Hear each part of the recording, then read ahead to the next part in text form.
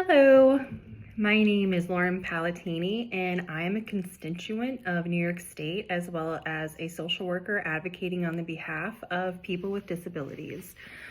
I am creating this video for Rob Rollison, who is the elected New York State Senator for District 39, where I reside. The purpose of this meeting is to call attention to the discrepancies that I have recognized in the Americans with Disability Act of 1990, which I will refer to as the ADA from here on out. This law protects people with disabilities by prohibiting forms of discrimination and ensuring equal access to opportunities regarding education, employment, voting, public transportation, public infrastructure, telecommunications, and purchasing goods and services while being a participant in government programs. Since its creation, certain aspects of this piece of legislation have not been upheld, which in turn continues the cycle of discrimination that people with disabilities are forced to endure. The main tenet of this bill that I would like to address is the continual barriers this population continues to face when seeking employment. The ADA requires that employers provide needed accommodations for employees with disabilities, which include infrastructure, technology, and special tools. Because of the costs associated with these accommodations, many employers are hesitant to hire people with disabilities. The failure with this bill is that it demands these requirements without providing any sources of funding to aid employers who are expected to pay out of their own pockets. In fact, after the implementation of the ADA, studies show that the employment for people with disabilities declined because of this requirement. The National Organization on Disability, otherwise known as the Harris Poll, conducted a survey in the year 2000, 10 years after the implementation of the ADA, and showed that 67% of people with disabilities prefer employment to being unemployed.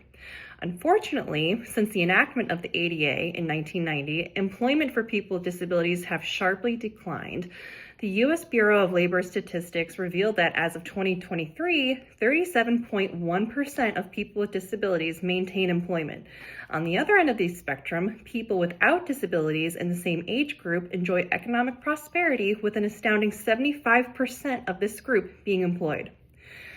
Because of the ADA requirements, discrimination has been growing against this group it's meant to protect. Change is needed to fight against this human rights issue and provide financial support to employers so that they can pay for the required accommodations for their employees. The failure with this bill is that it demands this requirement without providing any sources of funding to aid employers who are expected to pay out of their own pockets. I have outlined 3 policy practices that can make effective change to the ADA's failure to protect people with disabilities against employment discrimination. First, policymakers can expand the tax credit afforded to businesses that provide accommodations to employees with disabilities. Currently, there are tax credits for businesses that cover half of the cost of accommodations for employees with disabilities that are more than $250 but less than $10,250. Policymakers can expand on this coverage by providing more coverage, like 75% of the cost of accommodations.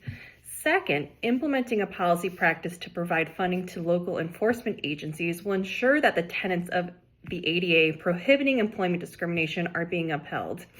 Any claims of discrimination within the hiring process should be thoroughly investigated by the U.S. Equal Opportunity Commission and the U.S. Department of Labor's Office of Contract Compliance Programs. These programs are under-resourced, and with efficient funding, enforcement can be maintained by those who inflict discrimination through the hiring process with individuals who have disabilities and need accommodations. My final proposed policy practice is providing more legal representation for people with disabilities who face discrimination in the hiring process. Some applicants with disabilities unknowingly sign non-disclosure agreements and forced arbitration agreements, which may strip their rights by promoting discrimination and maintaining protection against law enforcement for violating anti-discrimination laws. Having effective legal protection for employees provides stronger coverage for anti-discrimination laws for workers. Senator Rob Rollison, thank you for taking the time to watch my video, and I hope you investigate my concerns regarding employment discrimination within the ADA and make policy reforms to protect the citizens that you were elected to provide equal opportunity and maintain basic human rights for. Thanks.